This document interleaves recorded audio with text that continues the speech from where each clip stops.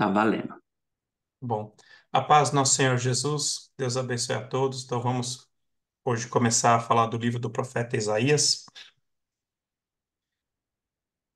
Eu gosto de trazer esse mapa, né, só para lembrar os irmãos, né, como é que era a distribuição das 12 tribos de Israel, enquanto você tinha o reino sem ser dividido. E depois da divisão, né, que aconteceu nos dias de Roboão, filho de Salomão. Então, Roboão e a descendência de Davi, né, governaram sobre Judá, o Reino do Sul, chamado Reino do Sul também, cuja capital era Jerusalém, enquanto que o Reino do Norte, chamado Israel, cuja capital se tornou Samaria, veio a ser governada primeiramente por Jeroboão e depois houve várias mudanças de dinastia, vamos falar dessa forma, né? Diferentemente do reino de Judá, em que sempre foi um descendente do rei Davi que governou, né? Com exceção de Atalia, né? Atalia é uma exceção, mas depois vocês vão ver isso, né? Ao longo do estudo de vocês. Então vamos começar aqui. Eu gosto muito do livro do profeta Isaías, é um dos meus livros favoritos da Bíblia, junto com o Evangelho de João, o próprio livro de Gênesis, Apocalipse também, o livro de Hebreus.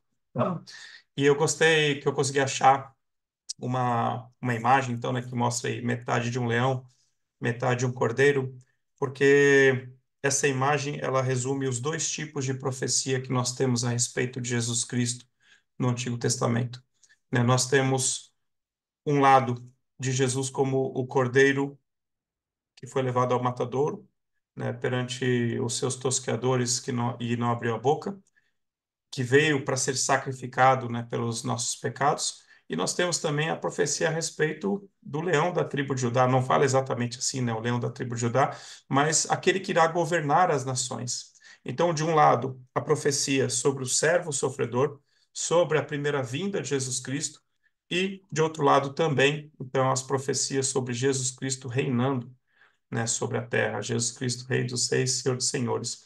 E aqui eu coloquei um resumo dos principais pontos, né, do livro do profeta Isaías, a denúncia dos pecados de Israel e de Judá.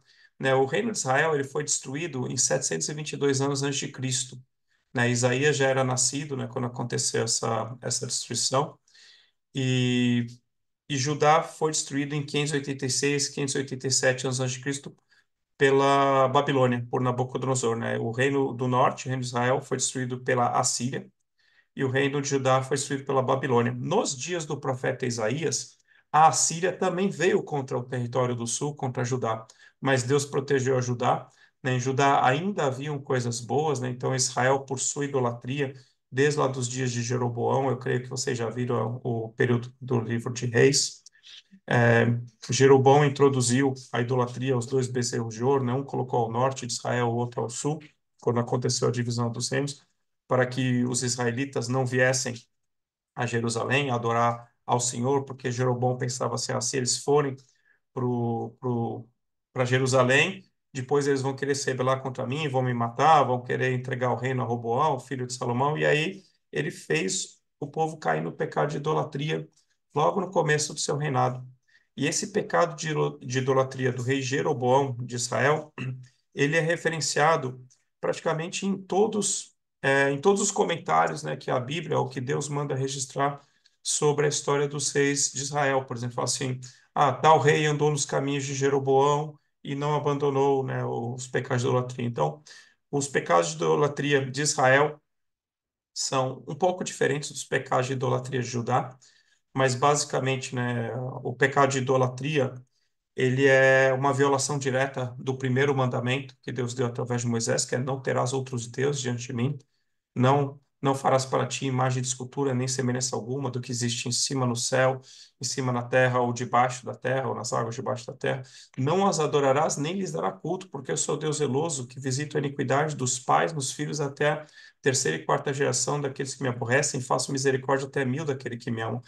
Então, o pecado de idolatria é uma transgressão direta do primeiro pecado, do primeiro mandamento que Deus deu através de Moisés. E se a pessoa transgride o primeiro mandamento, é só uma questão de tempo dele transgredir todos os outros, né? Então, provavelmente vocês já viram também que os 10 mandamentos, né, eles estão mais ou menos divididos em dois grupos, né? O primeiro grupo referente a amar, é o que Jesus resume para nós lá em Mateus 25, se eu não me engano, que Jesus resume, né, que o primeiro e grande mandamento é amar a Deus, né, de todo o coração, de toda a alma, de todo entendimento, toda a força. E o segundo mandamento semelhante a esse é amar o próximo como a si mesmo. Destes dois mandamentos depende toda a lei de Moisés, isso é tudo aquilo que Moisés escreveu na lei e tudo aquilo que os profetas profetizaram depende desses dois mandamentos. Então a idolatria quebra o primeiro mandamento de Moisés e o resumo do primeiro mandamento que Jesus fez, né, que é amar a Deus sobre todas as coisas. Então, idolatrar, né, uma estátua, escultura, não é amar a Deus de todo o coração, né, de toda a alma, de todo entendimento e toda a sua força. E, que nem eu falei, é uma questão de tempo. A pessoa caiu no pecado de idolatria, é uma questão de tempo, ele cai nos outros pecados também. Então, a idolatria, eu reforço muito, né, nas aulas que eu dei sobre o Antigo Testamento, que o pecado de idolatria para Deus ele transmite para nós, principalmente no livro de Oséias, no livro de Jeremias também, que vocês ainda vão ver, o pecado de idolatria para Deus é como se fosse uma mulher casada que se prostitui. Não é simplesmente uma mulher casada que caiu em adultério, não, é uma mulher casada que se prostitui. Então, para Deus é muito grave esse pecado, porque é como quando o povo de Israel e o povo de Judá caem no pecado de idolatria, que já estava previsto lá em Deuteronômio 4 por Moisés, né? Depois vocês podem ler lá, Deus fala que é como se a esposa dele, né, Jerusalém, né, a cidade, né, que Deus escolheu, como se o povo dele estivesse se prostituindo, né? Então Deus desposou aquele povo e aquele povo se prostituiu, né, contra Deus com suas idolatrias. E Deus abomina a idolatria. E aí nós vemos também a ira de Deus contra as nações, nós vemos profecias para as nações e também para Israel e para Judá. É interessante, né, que o apóstolo Pedro, ele fala uma coisa que também está lá em Jeremias 25, né, vocês também vão ver no estudo de vocês, Jeremias 25, o juízo de Deus, né, contra as nações, só que o julgamento de Deus começa pela casa de Deus. Então o apóstolo Pedro fala assim, se o juízo de Deus começa por nós, né, começa pela casa de Deus, o que será o fim daquele que não teme a Deus, daquele que não ama a Deus, né? Então, isso é com dificuldade, né? Eu vou ler aqui para vocês, acho que deve ser 1 Pedro 3. Eu não tinha separado aqui essa passagem, mas isso aqui está junto, então, com Jeremias 25. Se vocês quiserem, podem me interromper, tá? Para fazer pergunta, tá bom? Ao longo da aula, não precisa esperar o final, não. Deixa eu ver. Ah,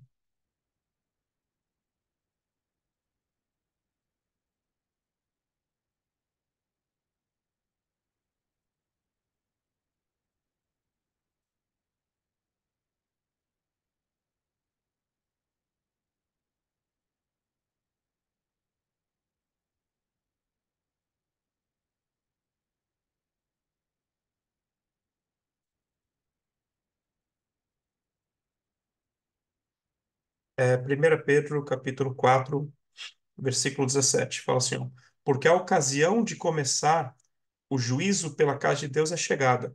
Ora, se primeiro vem por nós, qual será o fim daqueles que não obedecem ao Evangelho de Deus? E se é com dificuldade que o justo é salvo, onde vai comparecer o ímpio, sim, o pecador? Então, o juízo de Deus começa pela sua casa. O juízo de Deus começa pelo seu povo. E Jeremias 25, deixa eu também trazer isso para vocês. Jeremias 25 também anuncia isso, né? Jeremias 25 é o cálice da ira de Deus. Ele anuncia os 70 anos do cativeiro, mas na sequência vem o cálice da ira de Deus contra as nações. Então fala assim, Jeremias 25,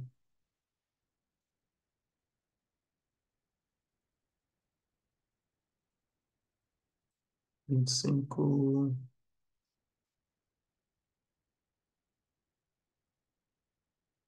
28.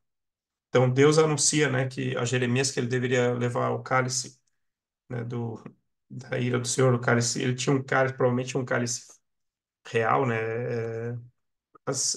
para levar para as nações, mas Deus fala assim, no versículo 28, no versículo 27. Então, Deus fala para quais reinos, né, que Jeremias deveria levar aquele cálice. E no versículo 27 fala assim: pois lhes dirás, assim diz o Senhor dos Exércitos, o Deus de Israel, bebei, embebedai-vos e vomitai, caí e não tornei a levantar-vos, por causa da espada que estou enviando para o vosso meio. Se recusarem beber o cálice da sua mão, desculpa, se recusarem receber o cálice da tua mão para beber, então lhes dirás, assim diz o Senhor dos Exércitos, tereis de bebê-lo. Porque eis que na cidade que se chama pelo meu nome, começo a castigar, né? Está falando de Jerusalém, e ficareis vós de todo impunes? Não, não ficareis impunes, porque eu chamo a espada sobre todos os moradores da terra, diz o Senhor dos Exércitos. Então, o juiz de Deus começa pela casa de Deus, né? Falado por Jeremias, confirmado pelo apóstolo Pedro. Então, aqui nós temos profecia para as nações, para Israel e para Judá. O juízo de Deus contra as nações, contra Israel e contra Judá. Porém, né, o livro de Isaías, né, juntamente com os Salmos, provavelmente são os livros que mais vão falar da salvação dos gentios. Então, todo lugar que você vir assim no Antigo Testamento, seja nos Salmos ou no livro de Isaías, assim, luz para os gentios, ou convidando os povos, as nações a louvarem ao Senhor, né? Isso tem muito lá no livro de Salmos também, né? Louvai ao Senhor todos os povos. Então, isso já é uma profecia a respeito da salvação dos gentios, né? Gentil é todo aquele que não era do povo de Israel. E aí Deus, no livro de Isaías, é muito interessante, no livro de Jeremias, se eu não me engano, a gente também vê isso, né? Isaías é anterior a Jeremias. Nós vemos Deus inconformado do povo de Israel tê-lo trocado pelos ídolos. E no livro de Isaías, Deus fala assim: vocês estão me comparando com um pedaço de madeira. Vocês estão me comparando com um pedaço de madeira que foi cortado de uma árvore.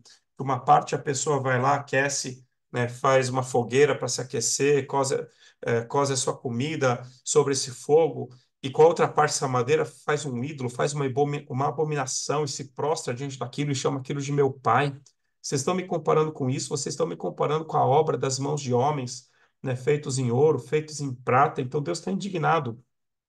E nós vemos, né, então, Deus até zombando, não só dos ídolos, mas dos idólatras também, né? Fala ali do ferreiro, fala ali do artífice, né, que ele gasta ali a sua força tentando esculpir uma imagem, a beleza e semelhança de um homem, sua força falta e ele cai, desmaia, desfalece, né? E depois ele vai e continua na sua obra.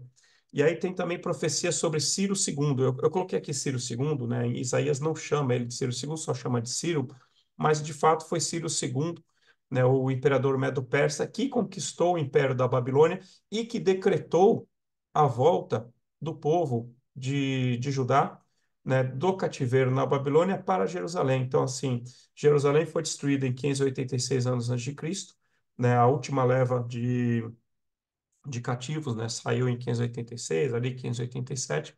Em 539, quando se completaram 70 anos da Babilônia, né, a Babilônia ela conquistou, digamos assim, a independência contra a Síria e conquistou a própria Síria, né? A Síria era então a potência, a grande potência da época, né, que dominava sobre as nações, e a Babilônia estava debaixo desse domínio, né? Até que a Babilônia se rebelou contra o governo da Síria, né? E conseguiu conquistar a Síria e conseguiu então ser a próxima potência. Isso foi mais ou menos 609 anos antes de Cristo.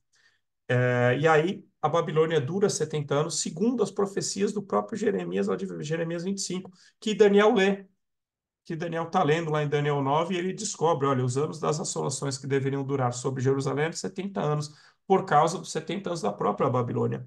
Então, Ciro, em 539, ele conquista a Babilônia e ele decreta liberdade para o povo judeu, não só o povo judeu, para outros povos também, para que saíssem do cativeiro, para que voltassem para suas terras, mas especificamente ali também liberdade de culto, né, especialmente para os de Jerusalém. E ele ordena, fala assim, olha, aqueles que são, né, de Deus, aqueles que são do povo de Deus, que voltem para Jerusalém e edifiquem uma casa. Eu estou mandando, porque Deus me deu essa ordem. Então, Ciro fala que Deus deu a ele uma ordem que libertasse o povo de Israel, de Judá, e que eles voltassem para Jerusalém e construíssem a terra. Então, isso é 539. Isaías, nós estamos falando de cerca de 720, 700 anos, 740 anos antes de Cristo. Então, Isaías, ele profetizou sobre Ciro cerca de 200 anos antes desses acontecimentos. Tem profecia sobre João Batista, o que é impressionante também. Nós vamos ver isso, né? Talvez, provavelmente não nessa aula, não sei se vai dar tempo nessa aula ou se na próxima aula, mas tem profecia sobre João Batista. Obviamente sobre profecia sobre Jesus, né, que nem eu comentei, profecia sobre o leão e o cordeiro, né, os dois tipos de profecia de Jesus, o servo sofredor, né, o cordeiro que ia morrer pelos nossos pecados, e aquele que iria dominar as nações. Profecia sobre o anticristo e profecia sobre o final dos tempos, sobre o juízo de Deus e até mesmo sobre a ressurreição dos mortos. Então é impressionante quantas coisas que Isaías enxergou. né? E eu vou mostrar para vocês como que ele conseguiu enxergar essas coisas também. Não só ele, né? Como que os profetas. Então, provavelmente, né, vocês já passaram ali pelo Pentateuco, pelos livros históricos, né? Salmos, Provérbios, Eclesiastes, e nós estamos, então, começando Isaías, que é o primeiro livro, né, de uma seção ali que a gente chama de profetas maiores. E esses profetas maiores não quer dizer que Isaías seja maior que Elias, que seja maior que Eliseu, que seja maior do que algum profeta. É por causa do tamanho do livro, realmente, tá bom? É, os testemunhos sobre Jesus Cristo no Antigo Testamento, quando eu coloquei aqui algumas passagens do Novo Testamento que citam, que confirmam, olha, sabe lá no Antigo Testamento? Sim, elas estavam dando testemunho de Jesus. Por exemplo, João 5:39. Jesus falando ali para os judeus: examinai as Escrituras, porque vocês julgam ter nelas a vida eterna, e são elas mesmas que testificam de mim. Aí Lucas 24, né, os discípulos no caminho de Emaús, que seus olhos estavam fechados, e Jesus foi explicando para eles, começando por Moisés, discorrendo por todos os profetas, então inclusive, obviamente, o profeta Isaías, expunha-lhes o que a seu respeito constava em todas as escrituras. Então o Antigo Testamento, ele tem profecias, ele tem referências, ele tem figuras que representam Jesus Cristo, né? Os sacrifícios, os grandes sacrifícios representam Jesus, as festas, os objetos do tabernáculo, fora as profecias, né? O próprio Salmo 22, a crucificação de Jesus, Salmo 69, o sofrimento e a lamentação do Messias, ah, os próprios profecias de Isaías e de todos os outros profetas. Lucas 24, 44, 49, né? Então, olha só, a aula, isso aqui já não é com os discípulos a caminho de Emaús, já é de Jesus, né, com os apóstolos ali. Imagina a aula que Jesus deu aqui, olha só. A seguir, Jesus lhes disse: são estas as palavras que eu vos falei, estando ainda convosco. Importava se cumprisse tudo o que de mim está escrito na lei de Moisés, nos profetas e nos salmos. Então, aqui Jesus confirma: eles falaram de mim, Moisés falou de mim, os profetas falaram a meu respeito, nos salmos estão profetizadas coisas a meu respeito. Então, eles abriram entendimento para compreender as Escrituras. Eu queria ter tido essa aula lá com Jesus. E lhes disse: assim está escrito que o Cristo havia de padecer e ressuscitar dentre os mortos no terceiro dia, em que seu nome se pregasse arrependimento para remissão, cancelamento, né, de pecados a todas as nações, começando de Jerusalém. Então ele está falando: olha, está escrito que o Cristo havia de padecer, ressuscitar dentre os mortos no terceiro dia, e que em seu nome se pregasse arrependimento a todas as nações, começando de Jerusalém. Então, lá Isaías vai falar, né, que o Messias seria luz para os gentios, né, e que as terras distantes aguardariam a sua doutrina. E Jesus fala assim: vocês são testemunhas dessas coisas. Fala para os apóstolos: vocês testemunharam que eu morri, que eu ressuscitei, que eu estou enviando vocês para fazer discípulos. Eis que eu envio sobre vós a promessa do meu Pai, né, o Espírito Santo, né, Atos capítulo 2. Permanecei, pois, na cidade de Jerusalém, até que do alto sejais revestidos de poder. Voltando ali para João 5, 45, 47. Não penseis que eu vos acusarei perante o Pai. Isso é, vocês que não acreditam em mim. Quem acusa vocês é Moisés, em quem vocês têm firmado a vossa confiança. Porque se de fato vocês crescem em Moisés, também creriam em mim, porquanto ele escreveu a meu respeito. Por exemplo, Deuteronômio 18, né? Moisés fala assim: Deus levantará no vosso meio um profeta semelhante a mim, e todo aquele que não der ouvidos a esse profeta será morto. Se, porém, não creem, se vocês, porém, não creem nos escritos de Moisés, como é que vocês vão crer na minha palavra?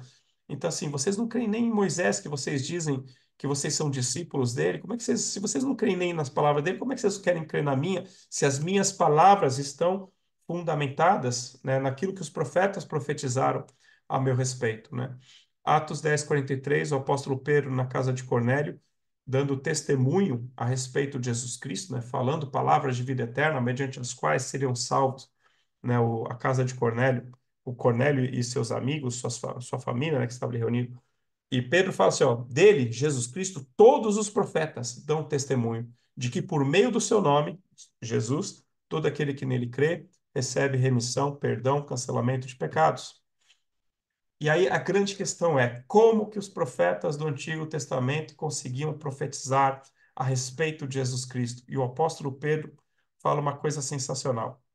Ele fala assim, ó, foi a 1 Pedro 1, 10 a 12. Foi a respeito desta salvação que os profetas indagaram e inquiriram, os quais profetizaram acerca da graça a vós outros destinada, investigando atentamente qual a ocasião ou quais as circunstâncias oportunas indicadas pelo Espírito de Cristo, que neles estava, ao dar de antemão testemunho sobre os sofrimentos referentes a Cristo e sobre as glórias que os seguiriam. Essa revelação do apóstolo Pedro é sensacional. E o apóstolo Pedro, de propósito, coloca o Espírito de Cristo e não fala do Espírito Santo. Mas olha só, Atos 16, 6, 7, né, que Lucas, perdão, estou meio resfriado e com sinusite. Atos 16, 6, 7, olha só o que Lucas fala. E percorrendo a região frígia e Gálata, tendo sido impedidos, né? Então o apóstolo Paulo foi impedido pelo o apóstolo Paulo e sua equipe missionária, né? Ali tendo sido impedidos pelo Espírito Santo de pregar a palavra na Ásia. Paulo queria pregar na Ásia, o Espírito Santo falou para ele: "Obrigado, Paulo, gostei da sua intenção, sua motivação é boa, mas não precisa." Por quê? Porque já tem gente pregando lá na Ásia. Defrontando Mísia, tentava ir para a Bitínia, mas o Espírito de Jesus não permitiu. O Espírito de Jesus veio para Paulo e falou: "Paulo, obrigado.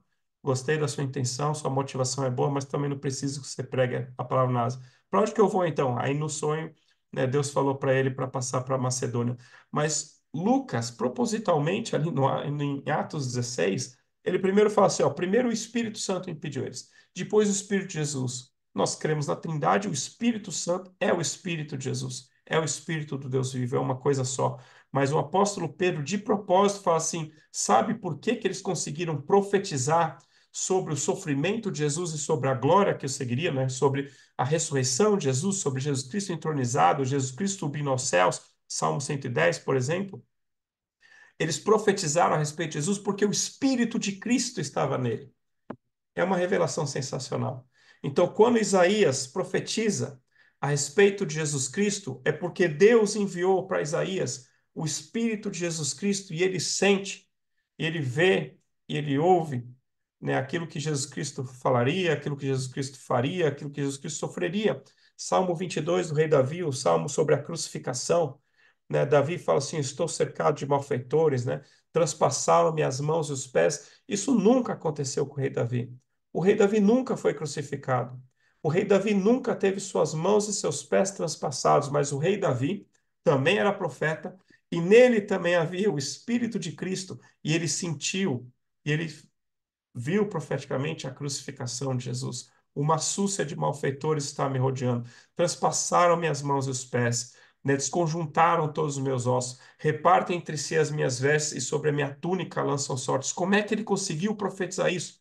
Porque Deus colocou nele o Espírito de Cristo para profetizar o sofrimento, a glória que seguiriam a respeito de Jesus.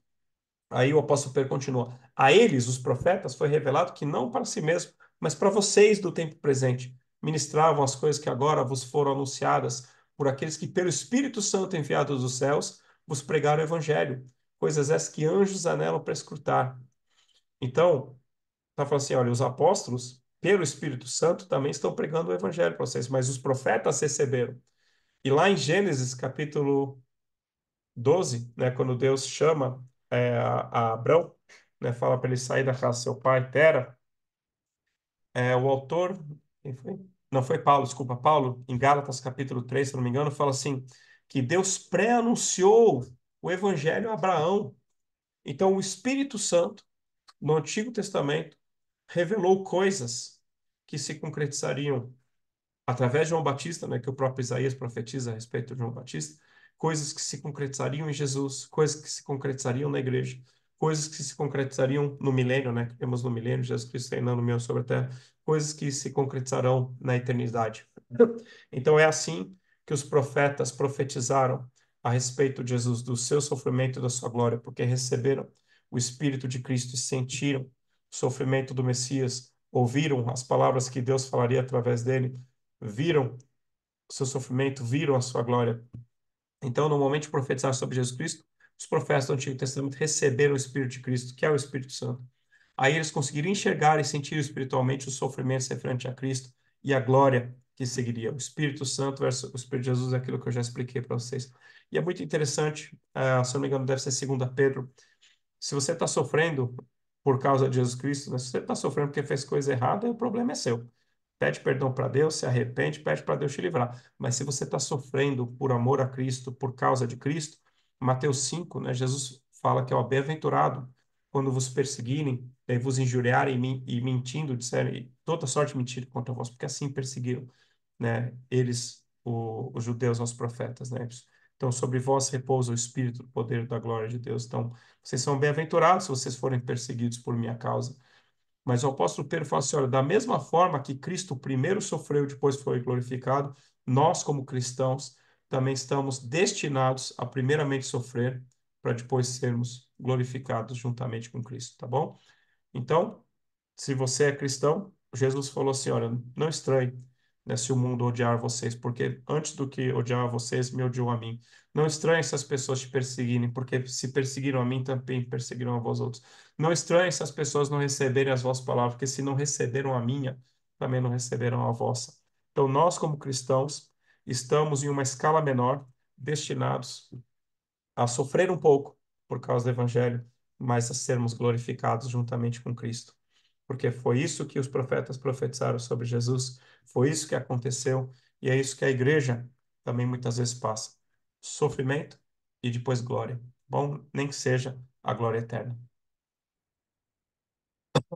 Então, aqui, é que assim, aqui no livro de Isaías, na verdade, eu estou fazendo um pouco de uma introdução sobre todos os livros dos profetas, né? Então, como que os profetas conseguiram profetizar? Então, eu não estou assim, só focando nesse começo no livro do profeta Isaías. Então, aqui tem alguns exemplos do testemunho que os profetas deram no Antigo Testamento sobre Jesus e que se cumpriram no Novo Testamento. Então, Moisés, Deuteronômio 18, 15 e 18, 19, né? Eu já citei para vocês, e João 45. Filipe encontrou a Natanael e disse-lhe: achamos aquele de quem Moisés escreveu na lei. Onde que ele escreveu na lei? Deuteronômio 18, versículos 15, 18 e 19. A quem se referiram os profetas. Então, Moisés escreveu, os profetas também falaram sobre Jesus Nazareno, filho de José. E aí eu coloquei ali dois complementos, né? Atos 3, 22 e Atos 7, 37. Atos 7, 37 é o testemunho de Estevão perante o Sinédrio, por exemplo. E Atos 3, 22 deve ser depois da cura do paralítico ali à porta de Salomão do templo, tá bom? Por Pedro e João. Profetas, né? Miqueias 5:2 profetizou sobre o nascimento de Jesus em Belém. Mateus 2:1 mostra o cumprimento da profecia. Salmo 110 gosto muito. Se você quer entender o livro de Hebreus, você tem que entender o Salmo 110, você tem que entender a história de Melquisedeque em Gênesis 14. E o Salmo 110, eu me arrisco a dizer que provavelmente é o salmo mais citado no Novo Testamento. Perdão. Toda vez que você lê uma profecia de Jesus no Antigo Testamento, ou que você lê no Novo Testamento essa citação, né, que Jesus Cristo está sentado à direita de Deus Pai, isso foi profetizado no Salmo 110, Salmo do rei Davi, 1000 anos antes de Cristo, né? Jesus é vai, ano zero, mais ou menos, né? Ano um, na verdade, menos quatro antes de Cristo, 6 antes de Cristo, não importa. O rei Davi, ele governou de 1011, provavelmente, a 971 antes de Cristo. Então, o rei Davi, mais ou menos 1000 anos antes de Cristo, né, ele teve essa revelação. Disse o Senhor, né, disse Yahvé ao meu Senhor Adonai. Então, é como se fosse assim, disse Deus Pai a Deus Filho, assenta-te à minha direita até que eu ponha os teus inimigos debaixo de teus pés. E segue ali o Salmo 110. Mas toda vez, então, que você orar a Deus, Jesus Cristo está sentado à direita de Deus Pai. Salmo 110. Toda vez que você vê uma referência a isso no Novo Testamento, Salmo 110 foi Davi que profetizou, tá bom? Então, o cumprimento disso, Atos 1:9. Então, dito essas palavras, né, Jesus se despedindo ali dos discípulos e falando assim: olha, esperem em Jerusalém até que do alto vocês sejam revestidos de poder, até que do alto vocês recebam a promessa do meu Pai. Dito essas palavras, foi Jesus elevado às alturas, à vista deles, e uma nuvem cobriu de seus olhos.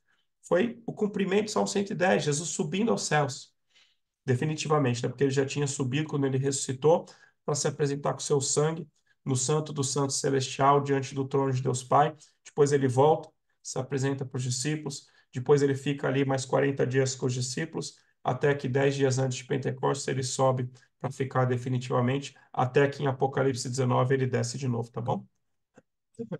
Então, testemunha de Jesus Cristo, né? A palavra testemunha no grego é a palavra mártir, né? Então, a palavra mártir para nós, no português, se tornou sinônimo, né, de alguém que morre por uma causa, né?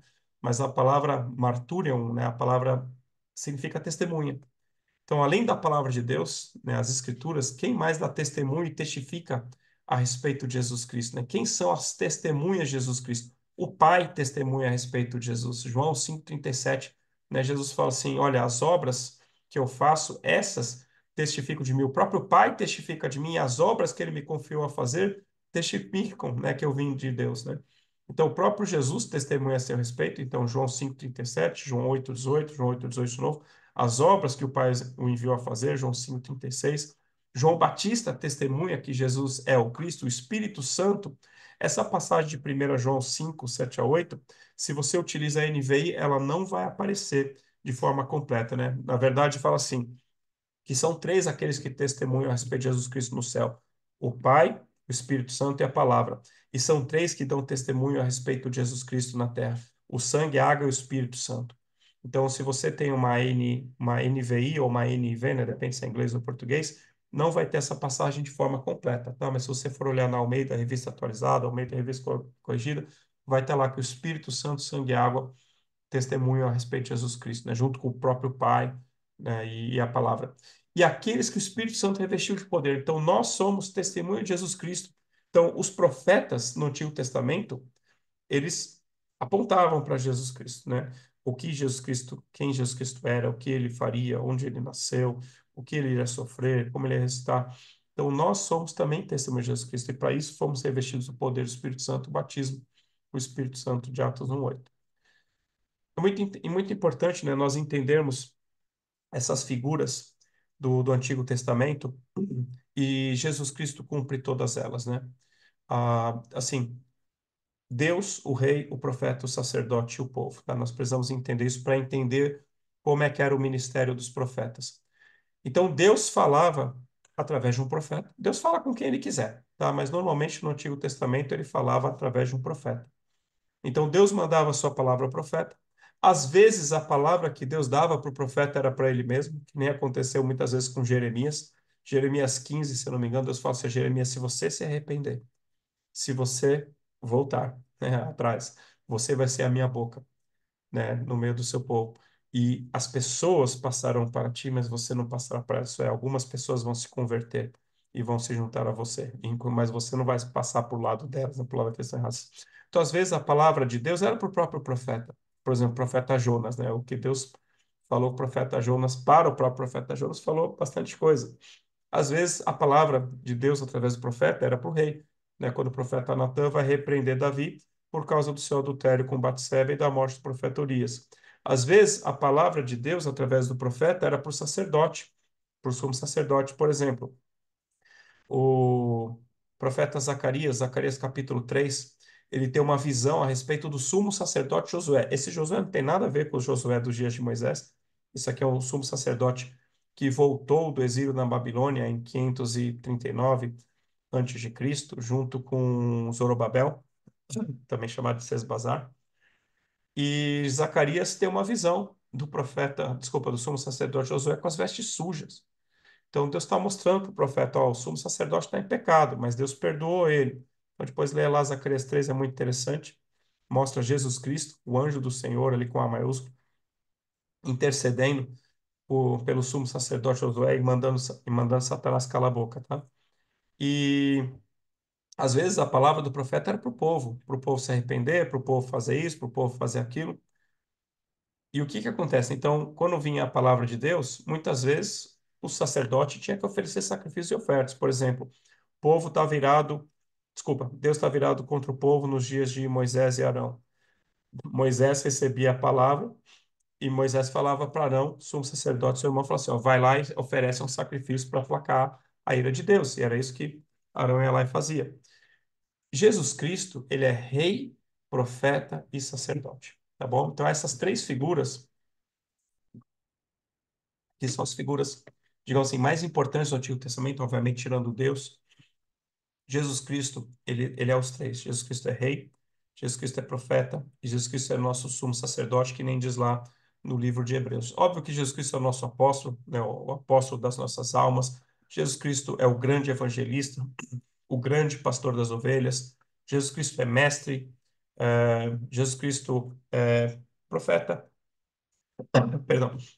Então, Jesus Cristo são os cinco ministérios. Os cinco ministérios que Jesus Cristo deu para a igreja em Efésios 4, né? Apóstolo, profeta, evangelista, pastor e mestre. Jesus Cristo é os cinco também. Mas nessas figuras do Antigo Testamento, Jesus Cristo é rei, profeta e sacerdote, tá bom? Então é muito importante sim vocês terem essa visão quando vocês leem o Antigo Testamento, né? Quem é o rei, quem são os profetas da época daquele rei, quem era o sumo sacerdote normalmente, se o sumo sacerdote era bom, se era ruim, se o rei era bom, era ruim, os profetas, os falsos profetas, tá bom? Ok.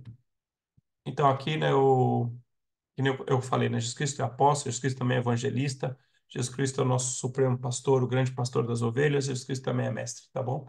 Então é importante vocês olharem para o Antigo Testamento e enxergarem também um pouco dessa visão, né, de que Jesus Cristo ele cumpre também esses papéis. Palavra profética de Deus. Declaração, perdão. 10:13. A palavra que sai da boca de Deus se cumpre no tempo de Deus. Muitas profecias assim, muitas palavras de Deus são condicionais, tá bom? Então, muitas vezes Deus fala assim: se vocês fizerem isso, acontecerá isso.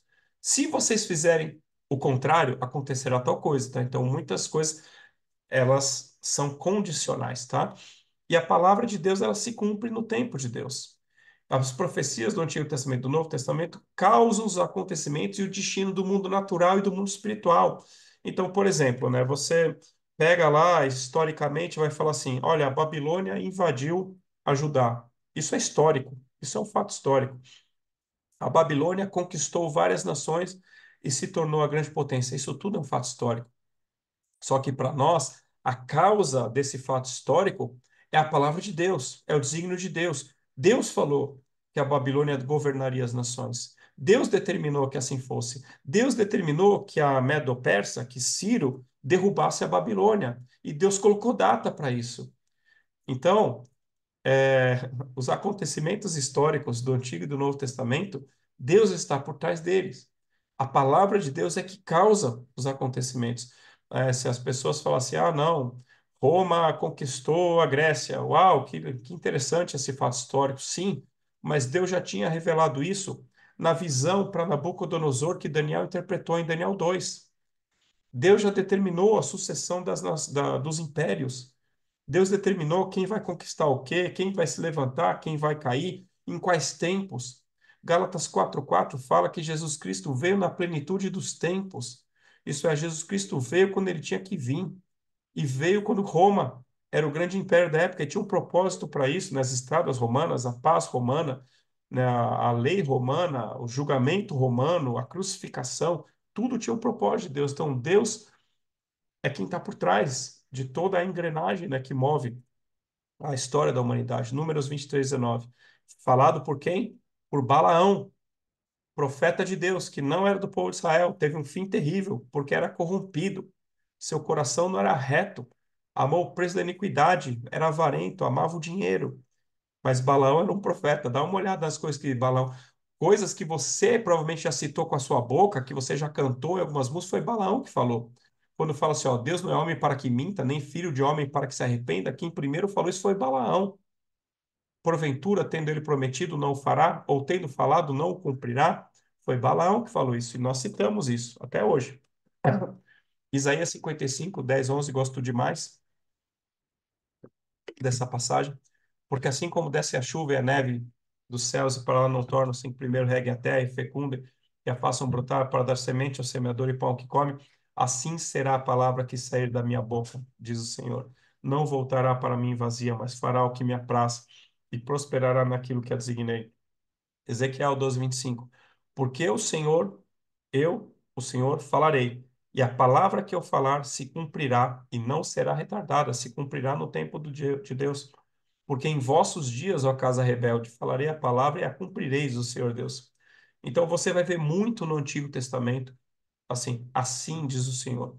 E quando está escrito assim diz o Senhor, eu creio que literalmente Deus falou aquelas palavras, obviamente não em português, em hebraico, aramaico, que seja o que for no Antigo Testamento, e que o profeta ouviu claramente, muito provavelmente audivelmente aquelas palavras e escreveu.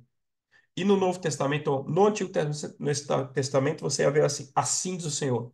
E no Novo Testamento está escrito, para se cumprir, e também muitas vezes, pelo menos na Almeida, revista atualizada, ó, está escrito, tal profeta falou tal coisa.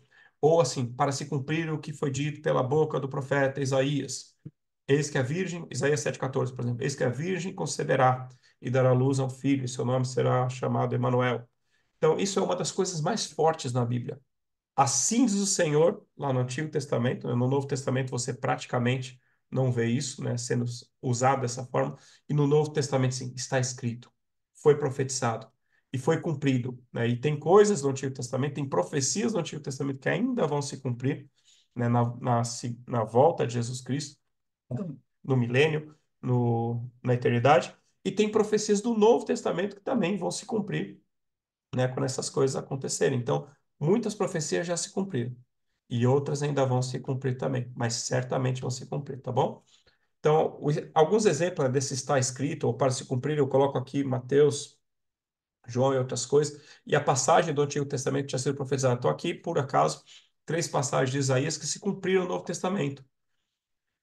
Então, é, por exemplo, Isaías 42, de 1 a 4. Eis aqui o meu servo que escolhi, o meu amado, em quem a minha alma se compraz. Farei repousar sobre ele o meu espírito. Ele anunciará juízo aos gentios, não contenderá, nem gritará, nem alguém ouvirá nas praças sua voz. Não esmagará a cana quebrada, nem se apagará, nem apagará a torcida que fumega, até que faça vencedor o juízo. E no seu nome esperarão os gentios, já falando da salvação dos gentios. Se cumpre Mateus 12, 12, 15 a 21. É citado essa passagem de Isaías. Perdão. João 12, 37 a 41, né, embora tivesse feito Jesus tantos sinais na presença do povo, não creram nele, para se cumprir a palavra do profeta Isaías, que diz, Senhor, Isaías 53, 1, Senhor, quem creu em nossa pregação e a quem foi revelado o braço do Senhor?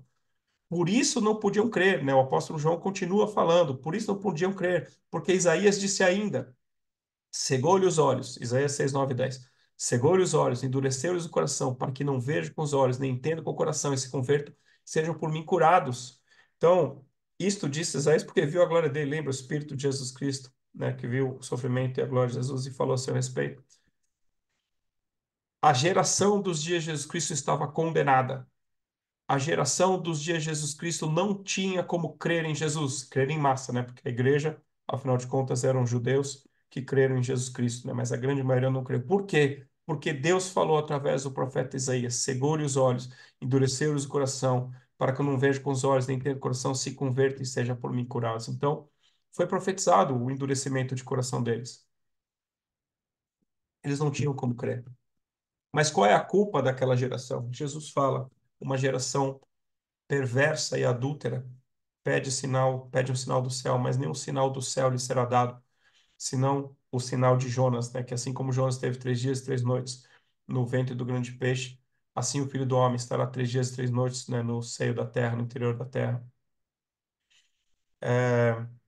E Jesus, e a Bíblia fala, né, também, que sobre aquela geração dos dias de Jesus, Deus iria pedir conta de todo o sangue justo derramado, desde o sangue de Abel, que foi morto por Caim, até o sangue de Zacarias, que foi morto entre o altar e a casa do Senhor.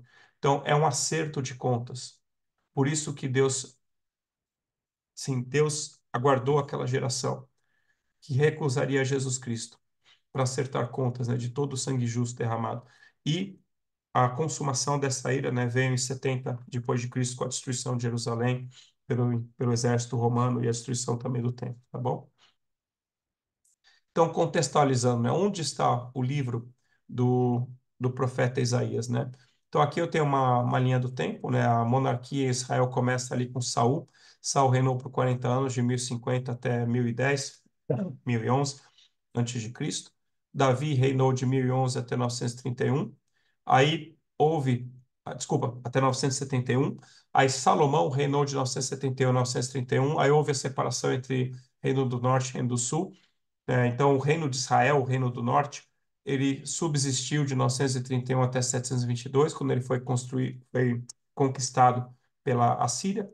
O Reino de Judá, o Reino do Sul, durou mais, durou até 587 a.C., até cair pelas mãos da Babilônia, por Nabucodonosor. A Babilônia durou 70 anos, né, de 609 a 539 anos antes de Cristo. Foi conquistada por Ciro, o Medo-Persa, e os judeus foram autorizados então a retornarem para Judá e a construir o templo. E eles demoraram muitos anos até terminar a reconstrução do templo, né? Terminaram ali nos dias dos profetas Ageu e Zacarias, em 516, tá bom? Onde que está o livro do profeta Isaías? Está no final do Reino do Norte e mais ou menos ali no meio do Reino de Judá. Então aqui é uma outra linha do tempo, né, que eu construí, mais ou menos assim, não estão todos os profetas aqui, tá bom? Então aqui estão alguns profetas, deixa eu só ver o que mais que eu coloquei aqui. Tá bom. Por exemplo, tem vários profetas que não têm livro, né? Então Isaías é um profeta, chamado dos profetas maiores, por causa do tanto que ele deixou escrito. Ele é contemporâneo de Oséias, ele é contemporâneo de Amós, provavelmente Jonas é contemporâneo dele, Miqueias também é contemporâneo dele, mas tem profetas importantíssimos que não têm livros. Por exemplo, Elias não tem livro, embora ele tenha escrito uma carta para o rei Jorão, falou assim, ó, você vai morrer, é mais ou menos isso. Eliseu, também um profeta importantíssimo, né, o dobro da unção de Elias, e não tem livro. Aías, né, que profetizou que o reino seria dividido, não tem reino, não, desculpa, não tem livro. Natã, que profetizou nos dias de Davi, não tem livro. É, quem mais? Profeta Semaías, Micaías, profeta Geu, não confunda Geu com o rei Geu de Israel, tá bom? Esse Geu. Olha só, Jeremias já é mais para frente, tá? Jeremias, ele é mais ou menos de 600 e pouco antes de Cristo, né? Jeremias, ele viu o reinado do rei Josias, né? Josias ouviu provavelmente as profecias de Jeremias, e Jeremias vai até a destruição do templo e mais alguns meses depois. Ezequiel, Daniel são contemporâneos a Jeremias, só que são mais novos. Provavelmente Daniel e Ezequiel viram Jeremias pregar na porta da cidade, na porta do templo, em Jerusalém, perdão. Perdão. É, assim, se você pegar Isaías e Miqueias, tem alguns trechos em que são idênticos. Um copiou do outro? Provavelmente não, tá? Eu creio que Deus falou a mesma coisa para os dois, tá? Em lugares diferentes, né? De Israel e de Judá, tá bom? Então, o livro de Isaías, ele fala assim, que Isaías profetizou nos dias de Uzias, Jotão, Acás e Ezequias. Uzias foi um rei bom, até que se ensoberbeceu e ficou leproso, porque ele quis queimar incenso para o Senhor. Isaías 6 começa falando assim: no ano da morte do rei Uzias, eu vi o Senhor assentado no alto e sublime trono. Né? Então, mas Isaías ele começa a profetizar não no final de Uzias, provavelmente começou a profetizar já no começo do reinado de Uzias. Tem algumas passagens que dão indicação a isso. Jotão foi um rei bom, né, filho de Uzias. Acás foi um rei terrível. Pior que ele, só Manassés. Então, esses aí que estão em vermelho são reis ruins. Os que estão em verde são reis bons. Josias é do nível de Davi. Na verdade, o testemunho que a Bíblia dá de Josias é assim, que nunca houve um rei, nunca houve alguém que se convertesse ao Senhor de todo o seu coração, que nem Josias. Josias, ele nasce numa época de apostasia total, né? Josias é filho de Amon e neto de Manassés. Manassés chegou a sacrificar os próprios filhos para os falsos deuses de Canaã, né? Então ele nasce numa época terrível e ainda assim ele se volta para Deus, né? Enquanto que Davi nasce durante, né, digamos assim, o ministério de Samuel, quando Samuel mantinha as coisas em ordem, né, no reino de Israel. Então Josias precisou se converter ao Senhor. Davi, ele meio que já nasceu ali num contexto ali de pessoas que amavam a Deus, né? Não que não houvesse idolatria, não que não houvesse pecado, né? Mas Davi ele nasce num contexto bem diferente de Josias. Mas Isaías, então, ele profetiza tanto para Israel quanto para Judá, tanto nos dias 16 quanto dias vindouros, né? E também para as outras nações. Aqui eu coloquei sobre a decadência de Judá, então as coisas estavam indo de mal a pior, mas Isaías ele profetiza numa época boa, né? Ainda de Uzias, Jotão e Ezequias principalmente. Ezequias foi um rei muito bom. Ele teve alguns errinhos ali, mas foi um rei muito bom, de qualquer forma, tá bom? A fidelidade versus a infidelidade, né? Do rei a Deus, do povo a Deus, dos sacerdotes a Deus e dos profetas a Deus. Deus vai questionar no livro do profeta Isaías e de outros profetas aquela questão que eu falei da fidelidade, tá bom? Que a idolatria, que eu falei, é como se fosse uma mulher casada que não simplesmente adultera, ela se prostitui. Então, o que que é importante, né, nós sabermos sobre o livro do profeta Isaías? Né, eu já tinha colocado, né, naquele slide sobre um resumo, né, aquele lá que tinha a foto do metade cordeiro, metade leão, mas aqui eu expando um pouquinho mais, né? Isaías denunciou os pecados de Israel e de Judá, os pecados do povo, pecados do rei, pecados dos sacerdotes e até dos profetas. Então, aqui que eu falei da fidelidade ou da infidelidade, óbvio que Isaías foi um profeta fiel ao Senhor, mas você tinha profetas idólatras, né? Você tinha profetas, falsos profetas, assim, pior do que um profeta de Baal, perdão. O que é um profeta de Baal, né? Alguém que fala em nome de um falso deus chamado de Baal, que nem o desafio de Elias, né? Que a gente viu lá os 400 profetas de Baal, 450 profetas do pós-ídolo e Elias contra eles, né? Mas você tinha, não, assim, pior do que um profeta de um falso Deus, então pior do que alguém de Israel ou alguém de Judá que se desviava dos caminhos do Senhor e profetizava em nome de Baal, em nome de sei lá que falso Deus, pior do que isso, era um falso profeta em nome do Deus de Israel. Né, nós vamos ver bastante nisso, sobre isso em Deuteronômio 13, sobre profetas de outros que profetizam em nome de outros deuses. Nós vamos ver em Jeremias, nós vamos ver em Ezequiel também, mas o problema do falso profeta que profetiza falsamente em nome de Deus é que ele vai profetizar o contrário do que Deus está mandando. Então, por exemplo, nos dias de Jeremias, você tinha falsos profetas. Jeremias falou assim: ó, se arrependam, ou Deus vai destruir esse lugar. E os falsos profetas falam assim: fiquem tranquilos, não vai acontecer nada. Então, assim, podem continuar vivendo no pecado que não vai acontecer nada demais. Então, Isaías também denunciou os pecados de Israel, de Judá, do povo, os pecados do povo, do rei, dos sacerdotes e até de profetas. Isaías profetizou o nascimento de Jesus Cristo, seu ministério, sua morte, sua ressurreição e a glória de Jesus Cristo. Isaías profetizou como, assim, talvez mais do que todos os outros, como ninguém, né, que nem eu falei junto com o livro de Salmos, sobre a profetização, perdão, a salvação dos gentios. É impressionante o quanto é citado a salvação dos gentios no livro do profeta Isaías. Isaías profetizou a destruição do anticristo por Jesus Cristo. Isaías profetizou sobre João Batista, Isaías profetizou a destruição de Jerusalém do templo, o cativeiro na Babilônia, o retorno do cativeiro, a reedificação do templo, da cidade e o repovoamento de Jerusalém. Impressionante quanto que Isaías enxergou. Isaías profetizou a destruição da própria Babilônia por Ciro, nominalmente. Ele cita o nome de Ciro, que nem eu falei. Se não me engano, é Isaías 42, 40 e poucos ali. E profetizou sobre o Império Medo-Persa, né, que conquistaria a Babilônia.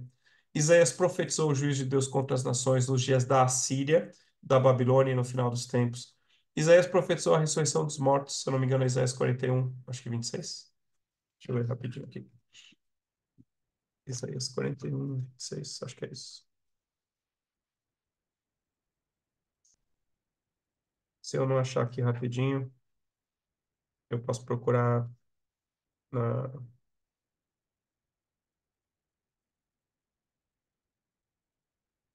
Não é Isaías 41, 26, mas eu acho rapidinho.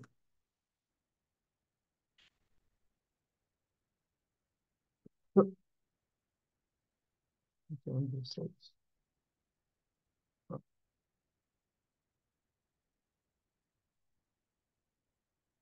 Curva.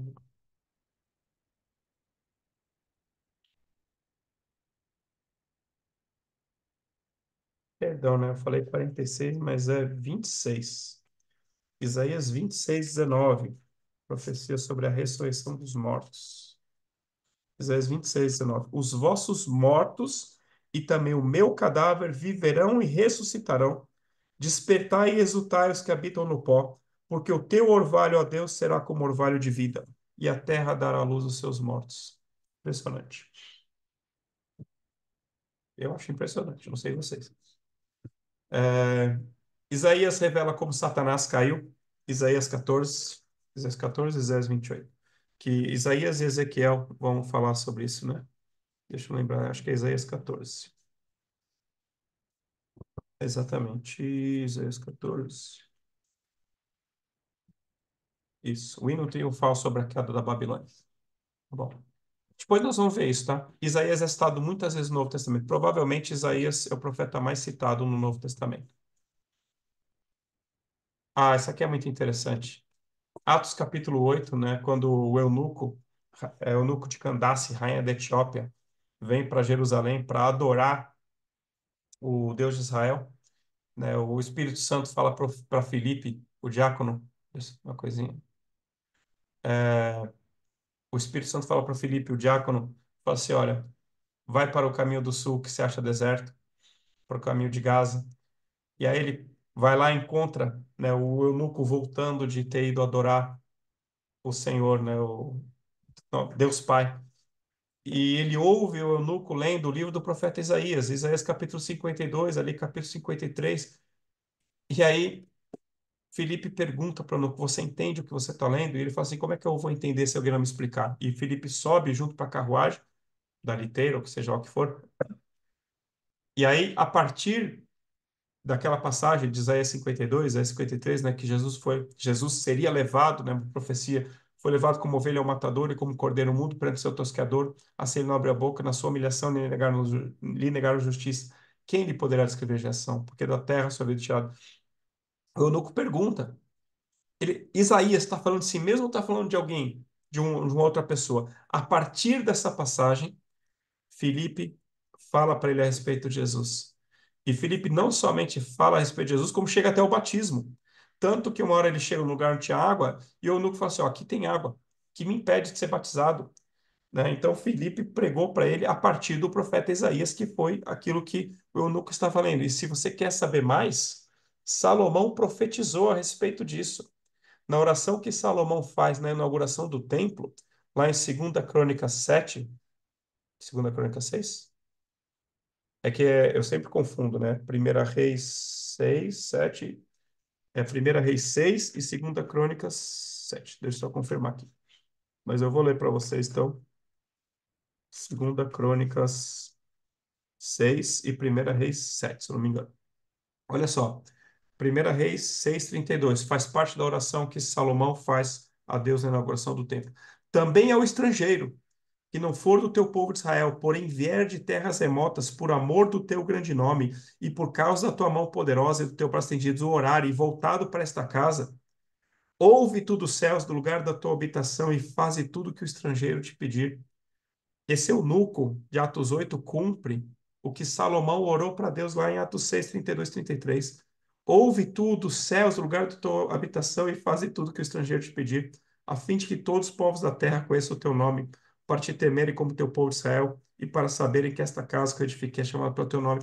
Salomão está profetizando também sobre a salvação dos gentios. E esse eunuco vem lá da Etiópia, para adorar o Deus de Israel, que ele conhecia pelas Escrituras, mas conhecia não com o entendimento completo. E na volta, Deus dá um presente para ele. Deus dá o presente do Evangelho. Deus dá o presente da salvação para ele. E que ele retornou com esse presente para a Etiópia. E ele provavelmente ali começou a evangelizar a Etiópia e a região. Então, assim, tem muitas coisas assim que estão interligadas, tá bom? Então, profeta Isaías, leu o profeta Isaías, profecia sobre o Messias. E olha só, também relacionado ao eunuco, Isaías 56, 3, 7. Não fale o estrangeiro, que se houver chegado ao Senhor, dizendo: O Senhor com efeito me separará do seu povo. Nem tampouco digo o eunuco, perdão. Eis que eu sou uma árvore seca, porque assim diz o Senhor, aos eunucos que guardam os meus sábados e escolhem aquilo que me agrada e abraço a minha aliança, darei na minha casa e dentro dos meus muros um memorial e um nome melhor do que filhos e filhas. Um nome eterno darei a cada um deles, né? O nome desse eunuco de Atos 8 a gente não sabe, mas Deus sabe. E nós vamos conhecer ele lá no céu, em nome de Jesus. Darei um memorial, está escrito na Bíblia a história daquele eunuco, e um nome melhor do que filhos e filhas. E um nome eterno darei a cada um deles, que nunca se apagará. Aos estrangeiros que se chegam ao Senhor para o servirem, para amarem o nome do Senhor, que nesse eunuco, sendo deste modo servos seus, sim. Todos que guardam o sábado, não profanando, e abraçam a minha aliança, também os levarei ao meu santo monte, e os alegrarei na minha casa de oração. E os seus holocaustos, os seus sacrifícios serão aceitos no meu altar, porque a minha casa será chamada casa de oração para todos os povos. Então, quando a gente fala que a igreja é casa de oração para todos os povos, é nesse contexto de Isaías que Isaías profetiza a respeito da salvação dos estrangeiros, dos gentios. E que Isaías está falando dos eunucos. Fala assim, ó, você não é uma árvore estéril, e eu vou te dar um nome, um memorial eterno que é melhor do que filhos e filhas. Isaías 18, 7. Ai da terra onde ao roçar de muitas asas de inseto que está além dos rios da Etiópia, que envia embaixadores por mar em navios de papiro sobre as águas, dizendo: Ide, mensageiros velozes. A uma nação de homens altos e de pele brunida, a um povo terrível de perto e longe, a uma nação poderosa, esmagadora, cuja terra os rios de Vitã e Etiópia no passado, no Antigo Testamento, era uma nação terrível.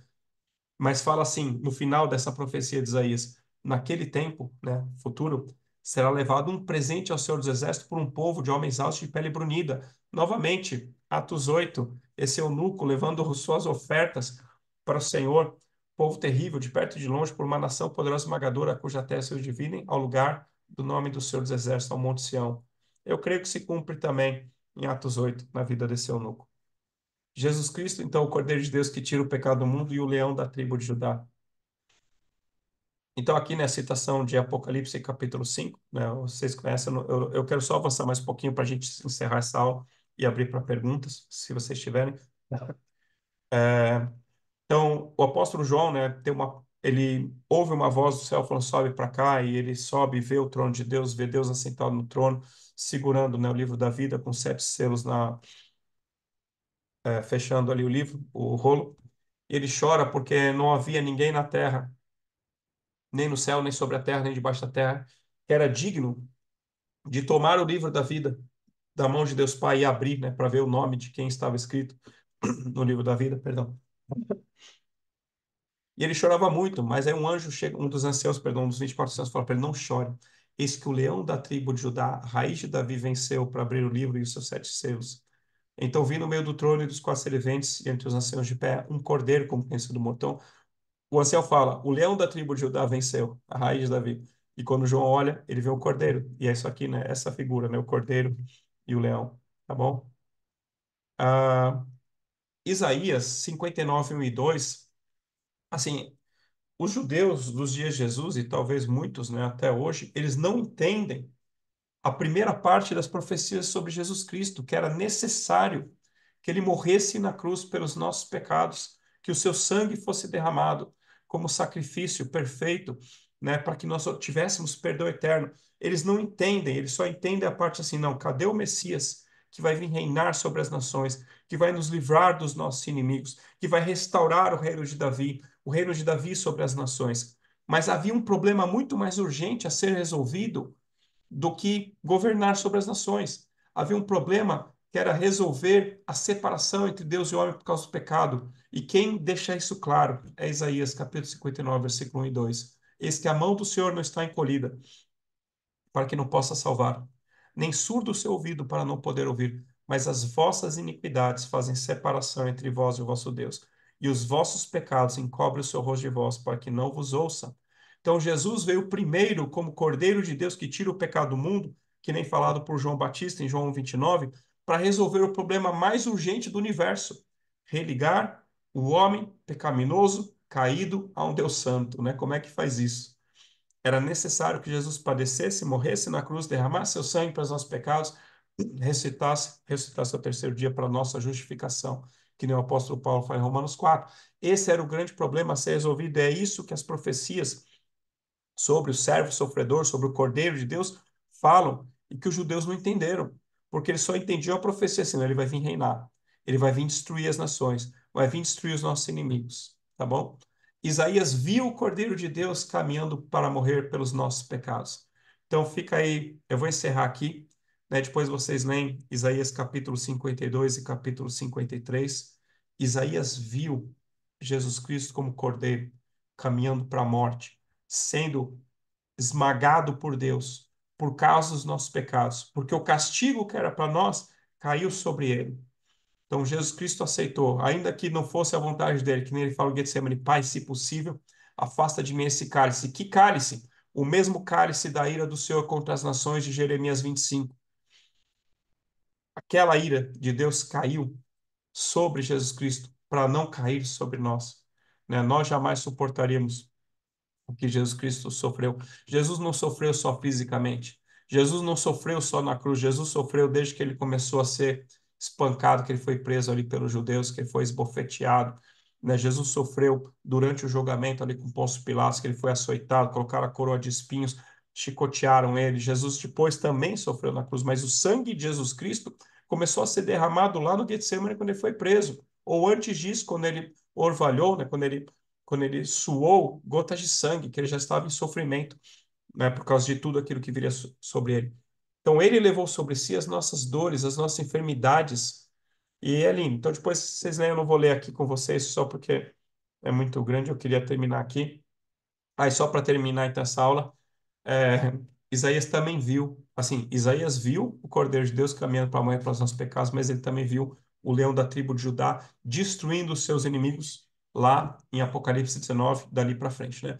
Porque assim, Isaías 31, 4, 9, porque assim me disse o Senhor, como o leão e o cachorro do leão, aqui provavelmente deve ser o filhote, rugem sobre a sua presa, ainda que se convoque contra eles grande número de pastores e não se espantam das suas vozes, nem se abatem pela sua multidão, assim o Senhor dos Exércitos descerá, Apocalipse 19, Jesus Cristo descendo do céu, montado em cavalos brancos, seguido dos exércitos celestes, também montado em cavalos brancos, com vestes brancas. Assim o Senhor dos Exércitos descerá para pelejar sobre o monte Sião e sobre o seu outeiro. Como pairam as aves, assim o Senhor dos Exércitos amparará Jerusalém. Zacarias 14. Protegê-la e salvá-la e poupá-la e livrá-la. Outra parte ali. Então a Síria cairá pela espada, não de homem. A espada não de homem a devorará. Fugirá diante da espada e os seus jovens serão sujeitos a trabalho forçado. Então, está falando também de Jesus Cristo como leão, que descerá do céu para pelejar sobre o Monte Sião e sobre o seu altar, né? Isso já se cumpriu.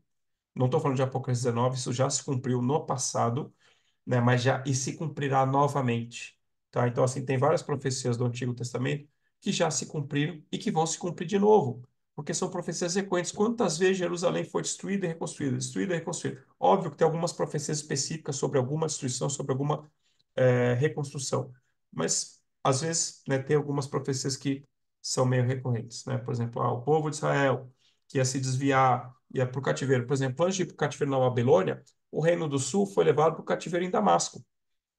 E o reino de Israel foi levado para o cativeiro na Síria. Na verdade, houve ali uma miscigenação racial, levou o povo de Israel para outros lugares, trouxe o povo de outros lugares para Israel, tá bom? Mas depois a gente continua, tá? Então eu vou parar aqui no 24. Tarefa de casa, leia Isaías capítulo 52 e 53. E, pastor, que bênção, viu? Que quanta informação tem dentro de Isaías, né? Tanta profecia, tanta coisa que Isaías conseguiu visualizar, né? Eu gostaria de saber se alguém tem alguma pergunta. Presbítera Zaira, que sempre costuma estar perguntando. Quem costuma perguntar? Ah,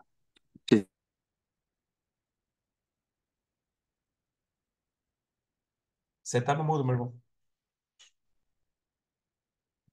desculpa, a presbítera Zaira que sempre Ah, pergunta, tá né? bom. Faz algumas perguntas. É, hoje ficou bem explicado. Paz, Senhor, Pastor A Carlos. paz, Deus abençoe no E nome de Jesus. acompanhado o senhor lá na questão do Morumbi. Tá bom, obrigado, glória a Deus. Tá, joia. Tá, Então hoje vamos. tá maravilhoso. Quase que eu ia abrir o áudio para dar glória. Tá.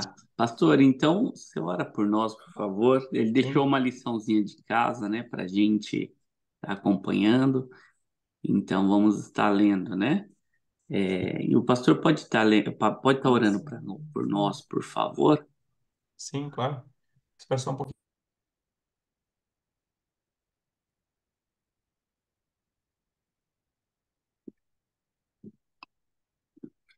A Maria me perguntou, pediu para eu perguntar quando que é o aniversário da Silvana, da pastora Silvana. O aniversário dela foi na sexta-feira. Ah, foi sexta-feira. Bom, parabéns. Glória a Deus, pastor. Deus abençoe muito a você. Em nome de Jesus. Tá bom, vamos orar então. Amém. Pai, no nome de Jesus, nós te agradecemos. Que o Senhor nos traga, Senhor, revelação, Senhor, de ti, da tua palavra. Jesus Cristo é a palavra que se fez carne. Senhor, que habite ricamente em nós, Senhor, a tua palavra e o teu Espírito Santo, que nós sejamos transformados, Senhor, segundo a tua imagem e a tua semelhança.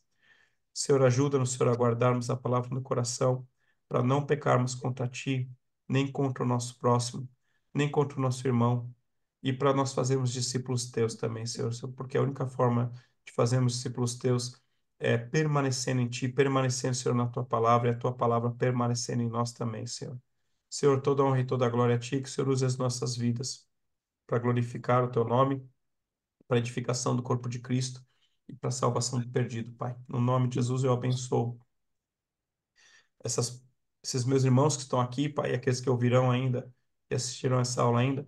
Eu abençoo no Teu nome, Senhor. Coloco sobre eles o nome de Jesus Cristo, o nome que está acima de todo nome, o nome que nos dá o perdão, o nome que nos dá a vida eterna, o nome que nos traz cura, libertação, restauração, e é nesse nome que nós oramos, em nome de Jesus, Pai. Amém. Amém, querido. Amém. Só fazendo só retificando aqui, na verdade, o aniversário dela foi no sábado, né? Que na sexta-feira à noite, na virada, nós Muito bom.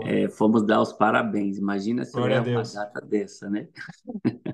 Só não vai Tá errar, você bom. não, só não pode errar duas datas. Essa é a do É, casamento, hein, por favor. essas datas são vitais para nós Amém. homens. Glória a Deus. Queridos, Deus abençoe. Fiquem na paz. Deus Mais abençoe uma a vez, todos. pastor, obrigado, viu? Obrigado a Mais uma vez, vocês. obrigado. Tchau, tchau. Tchau, tchau. Obrigada, amo a sua aula. Amamos vocês. Deus abençoe. Beijo. Beijo, tchau. Tchau, tchau.